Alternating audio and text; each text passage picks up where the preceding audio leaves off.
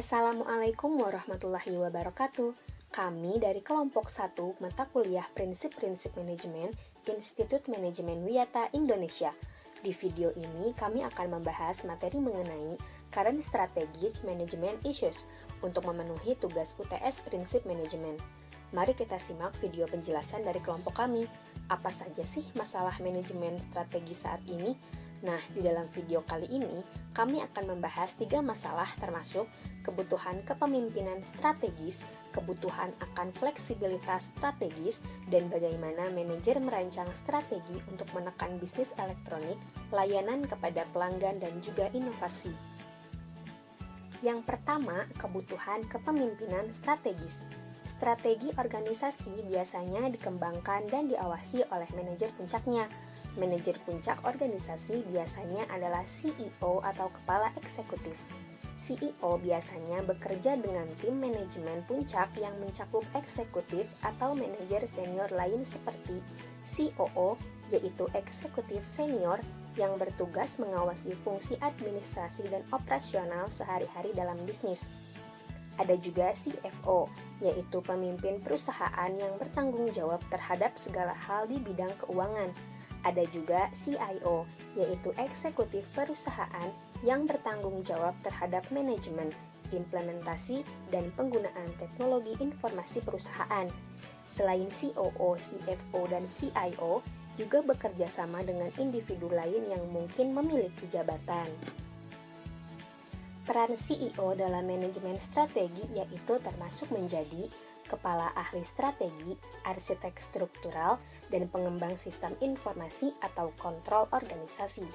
Adapun peran lain dari kepala eksekutif yaitu pembuat keputusan kunci, pemimpin visioner, aktor politik, pemantau dan penafsir perubahan lingkungan, juga sebagai perancang strategi.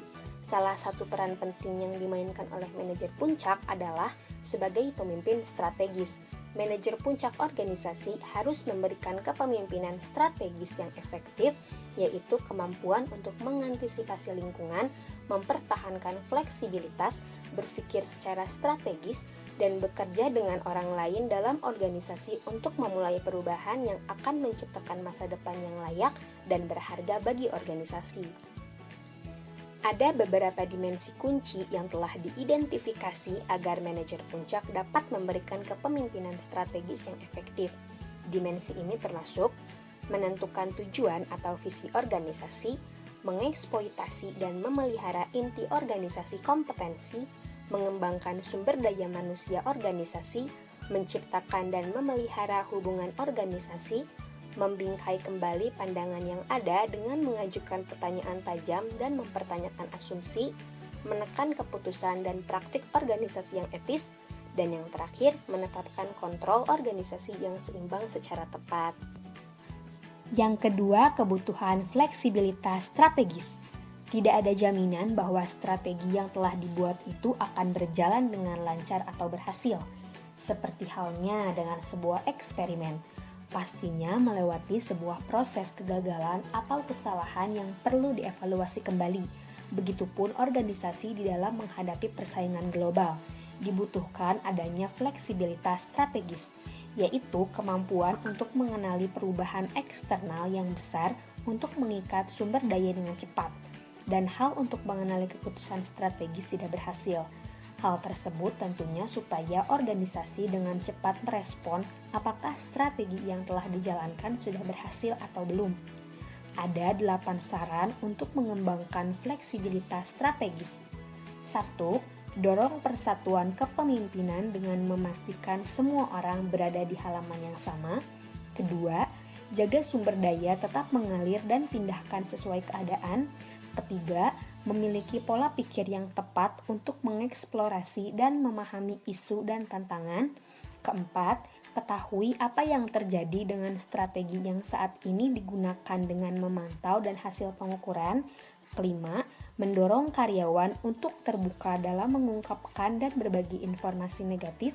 Keenam, dapatkan ide dan perspektif baru dari luar organisasi. Ketujuh, memiliki banyak alternatif saat membuat keputusan strategis. Dan yang terakhir, belajar dari kesalahan.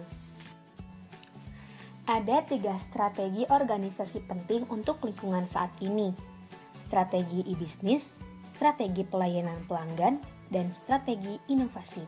Yang pertama, strategi e-bisnis. Manajer menggunakan strategi e-bisnis untuk mengembangkan keunggulan kompetitif yang berkelanjutan.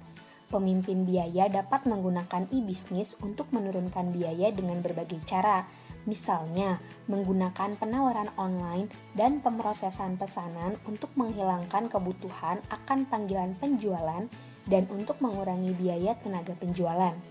Dapat menggunakan sistem kontrol inventaris berbasis web yang mengurangi biaya penyimpanan, atau mungkin menggunakan pengujian dan evaluasi online pelamar kerja.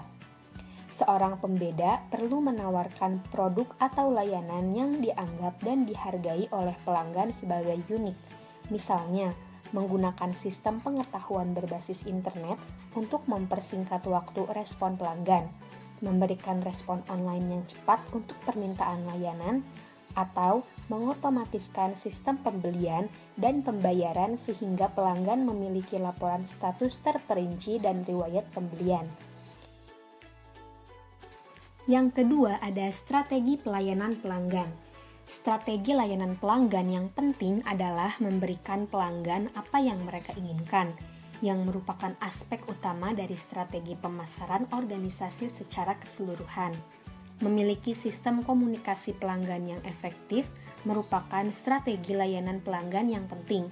Manajer harus tahu apa yang terjadi dengan pelanggan. Mereka perlu mencari tahu apa yang disukai dan tidak disukai pelanggan, tentang pertemuan pembelian mereka dari interaksi mereka dengan karyawan, sehingga pengalaman mereka dengan produk atau layanan yang sebenarnya. Penting juga untuk memberikan pelanggan jika ada sesuatu yang terjadi dengan perusahaan yang dapat memengaruhi keputusan pembelian di masa mendatang. Terakhir, budaya organisasi penting untuk menyediakan layanan pelanggan yang sangat baik. Dan yang terakhir ada strategi inovasi. Strategi inovasi pada dasarnya hanya berfokus pada produk terobosan radikal. Mereka dapat mencakup penerapan teknologi yang ada untuk penggunaan baru. Strategi inovasi harus mencerminkan filosofi inovasi yang dibentuk oleh 2 keputusan strategis, yaitu penekanan inovasi dan waktu inovasi. Di sini ada beberapa contoh perusahaan yang telah menerapkan strategi inovasi. Di antaranya ada perusahaan Apple menerapkan strategi inovasi dengan mengeluarkan produk gadget yang canggih seperti iPhone, iPad dengan berbagai macam warna yang tidak dimiliki perusahaan gadget lainnya untuk menciptakan daya tarik konsumen. Selanjutnya ada perusahaan Google menerapkan strategi inovasi dengan membuat fitur-fitur canggih seperti Google Classroom untuk memfasilitasi anak sekolah mengumpulkan tugas yang diberikan gurunya. Selanjutnya ada perusahaan restoran cepat saji KFC selalu berinovasi menciptakan menu produk makanan yang bervariasi untuk mempertahankan dan dapat bersaing dengan perusahaan restoran cepat saji lainnya. Kesimpulannya, manajemen strategi adalah cara terbaik untuk mencapai beberapa sasaran. Untuk menentukan mana yang terbaik tersebut akan tergantung dari kriteria yang digunakan, sedangkan taktik adalah pilihan-pilihan yang dimiliki dalam mengimplementasikan sebuah strategi. Pilihan-pilihan manajemen strategi ini akan bekerja atau tidak bekerja tergantung dari kriteria yang digunakan, dan pilihan-pilihan tersebut adalah yang berlangsung lama. Tidak mudah diubah dan mencakup situasi yang sudah terstruktur. Tujuan manajemen strategi pada umumnya didefinisikan sebagai sesuatu yang ingin dicapai dalam jangka panjang, seperti bertahan hidup, keamanan, dan memaksimalkan profit. Sasaran lebih nyata yaitu pencapaian hal-hal yang penting untuk mencapai tujuan. Mencapai sasaran akan lebih mendekatkan pada tujuan. Sasaran pada umumnya lebih spesifik dan harus dapat diukur dan biasanya mencakup kerangka target dan waktu. Manajemen strategi juga merupakan himpunan keputusan-keputusan dan tindakan-tindakan manajerial yang menentukan kinerja jangka panjang sesuatu organisasi. Manajemen strategi sebagai bidang studi mencakup perhatian yang integratif. mengenai kebijakan organisasi publik dengan penekanan yang lebih berat kepada lingkungan dan strategi. Bagaimana pemaparan materi dari kami? Dapat diterima dengan mudah? Jangan lupa untuk like, comment, and subscribe ya teman-teman. Mungkin dicukupkan untuk materi kali ini. Sampai ketemu di video-video selanjutnya. Terima kasih. Dadah!